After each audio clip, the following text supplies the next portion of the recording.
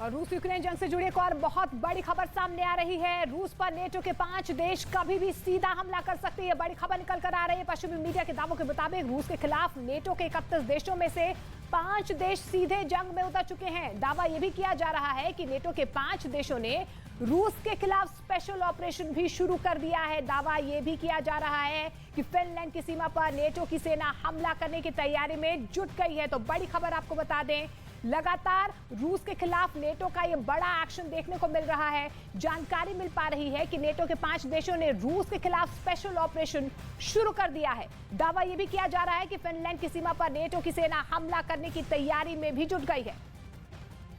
तो वाकई में यह खबर रूस के लिए बेहद खतरनाक है, क्योंकि नेटो समझ चुका है कि यूक्रेन अपने दम पर रूस को हरा नहीं पाएगा। शायद इसीलिए अब यूक्रेन की जमीन से नेटो देशों ने रूस पर गुप्त तरीके से हमले शुरू कर दिए।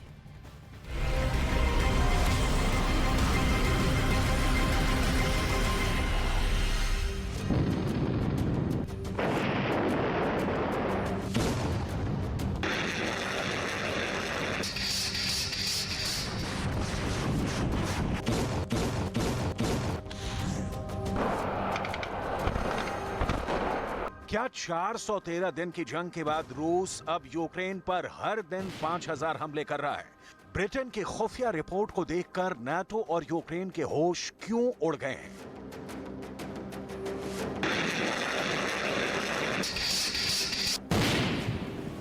राष्ट्रपति ज़ेलेंस्की ने नाटो पर भड़कते हुए क्यों कहा है कि यूक्रेन रूस पर पलटवार तब तक नहीं करेगा जब तक कि यूक्रेन को 200 लड़ाकू विमान और 500 टैंक नहीं मिल जाते? क्या नाटो यूक्रेन को हरवाने की साजिश कर रहा है? पश्चिमी देशों की खुफिया एजेंसियां ये दावे क्यों कर रही हैं कि ईरान और उत्तर कोरिया के हथियारों से रूस यूक्रेन की राजधानी कीव पर बहुत बड़ा हमला करने जा रहा है?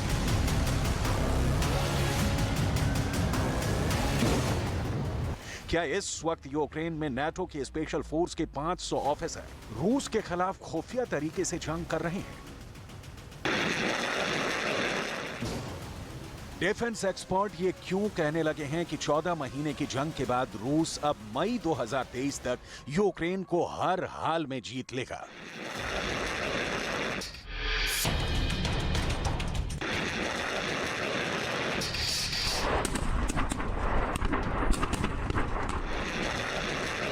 चार 400 दिन से ज्यादा की जंग में पुतिन के रूस ने यूक्रेन का भूगोल बदल डाला है। 400 दिन से ज्यादा की जंग में रूस ने यूक्रेन की आधी सेना को भयानक हमले में मार डाला है। 400 दिन से ज्यादा की जंग में रूस ने यूक्रेन के आधे से ज्यादा टैंक और तोपों को जबरदस्त हमले में उड़ा दिया है।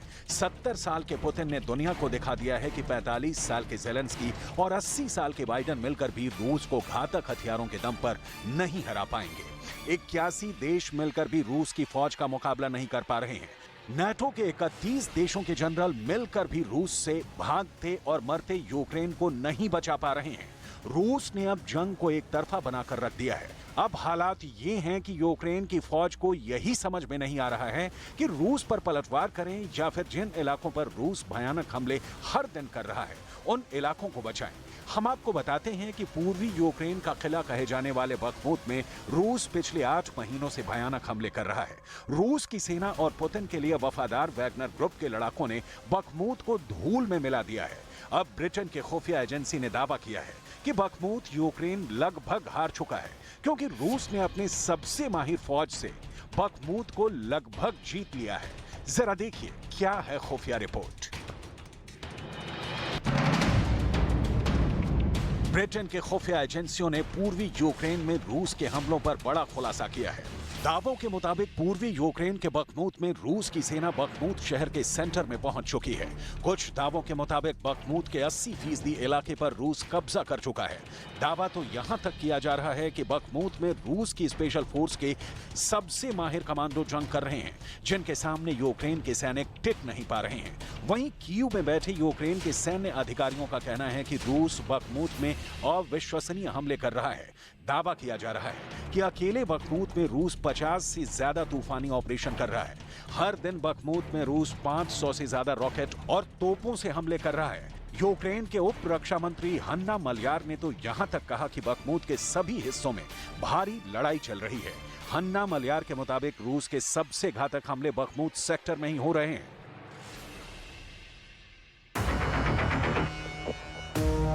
इन हालातों को देखकर ज़ेलेंस्की भी घबरा गए हैं। पूर्वी यूक्रेन का किला कहे जाने वाला बखमूत रूस लगभग जीत चुका है, लेकिन ज़ेलेंस्की को अभी भी लगता है कि रूस यूक्रेन को रौंद नहीं पाएगा, जबकि रूस तो पिछले 14 महीने से पूर्वी यूक्रेन को खंडहर बनाने में जुटा है। Жодної руїни в Україні не буде. Це наша мета, і це буде цілком конкретний доказ повного програшу держави-терориста.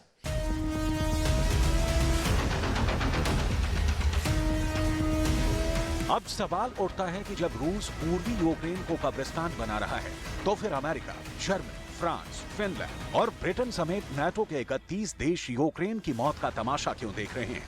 कुछ खुफिया रिपोर्ट के मुताबिक रूस के खिलाफ नाटो और पश्चिमी देश बहुत बड़ा वॉर प्लान चला रहे हैं। नाटो को लगता है कि अगर रूस की 5 लाख सेना यूक्रेन के बहुत बड़े इलाके पर कब्जा करेगी, तो रूस के कब्जे वाले इलाकों को ज्यादा हथियारों को सभी मोर्चे पर तैनात करना होगा, और जैसे ही रूस ऐसा करेगा, रूस सभी मोर्चे से यूक्रेन पर लगातार घातक हमले नहीं कर पाएगा। इस बीच नाटो अपने घातक हथियारों को यूक्रेन पहुंचा देगा और रूस पर चुन चुन कर हमला करेगा, ताकि बहुत बड़े इलाके में फैली रूसी फौज को बचने का मौका न मिले। अमेरिका के पेंटागन में लीक हुए दस्तावेजों से पता चला है कि नाटो यूक्रेन में रूस के खिलाफ ऑपरेशन शुरू कर चुका है। जरा देखिए अमेरिका की लीक रिपोर्ट में क्या दावा किया गया है। अमेरिका के पेंटागन में लीक हुई रिपोर्ट में दावा किया गया है कि यूक्रेन में रूस के खिलाफ जंग करने के लिए नाटो देशों का बड़ा ऑपरेशन चल रहा है। 23 मार्च 2023 की अमेरिकी रिपोर्ट में दावा किया गया है कि यूक्रेन से रूस के खिलाफ 5 नाटो देश जंग में कूद पड़े हैं। रिपोर्ट के मुताबिक नाटो देशों के स्पेशल फोर्स के कमांडर और कमांडो रूस के खिलाफ जंग कर रहे हैं।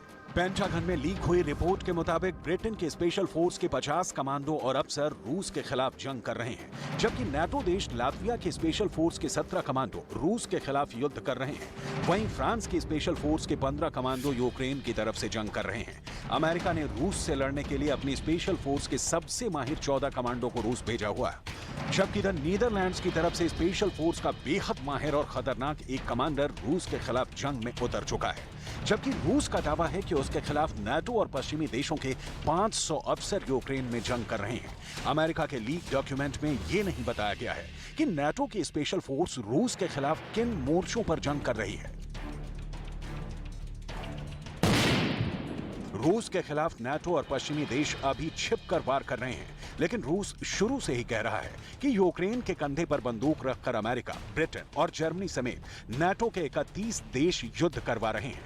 पुतिन के बेहद करीबी और रूस की सुरक्षा परिषद के उप प्रमुख दिमित्री मेदवेदेव ने साफ कहा है कि यूक्रेन के बहाने नाटो रूस पर बड़े हमले की तैयारी कर रहा है। Каждый день поставок иностранного оружия на Украину в конечном счете приближает вот этот самый ядерный апокалипсис. Это не означает, что он состоится. Я уже об этом говорил. Но всадники...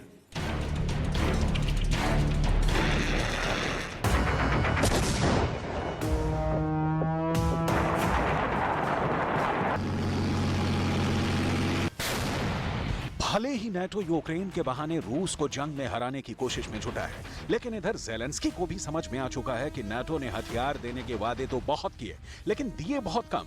अब जो खबरें सामने आ रही हैं वो हैरान करने वाली हैं। खबर है कि मई और जून 2023 में यूक्रेन रूस पर जो बड़ा हमला करने जा रहा था, ज़ेलेंस्की ने अपनी फौज को साफ मना कर दिया है कि रूस पर गर्मियों में कोई बड़ा हमला पलटवार करने के लिए नहीं होगा।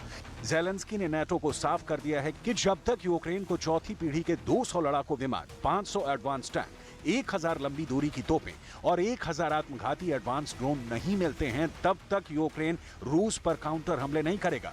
नाटो भी ज़ेलेंस्की के तेवरों को देखकर चकरा गया है। अमेरिका भी भौचक्का है कि कहीं यूक्रेन में उसका पूरा प्लान चौपट न हो जाए। इसीलिए अब पुतिन ने यूक्रेन की सरकार पर आरोप लगाया है कि उसने अपने सैनिकों को मरने के लिए जंग में जबरन उतार रखा है। Формирование, Минобороны, добровольцев, всех сделать так, чтобы вообще не было обстрелов.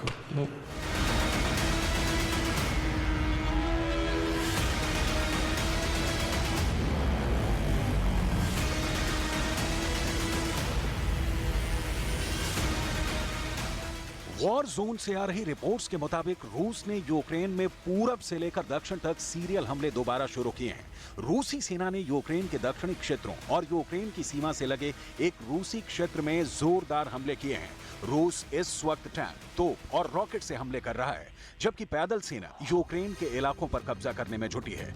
यूक्रेन के Sumy, Chernihiv, Zaporizhzhia, Luhansk oblast, Donetsk, Kherson, Kharkiv पर हमला करने में रूस ने पूरी ताकत झोंक दी है। इन इलाकों पर रूस ने जबरन बम बरसाए हैं।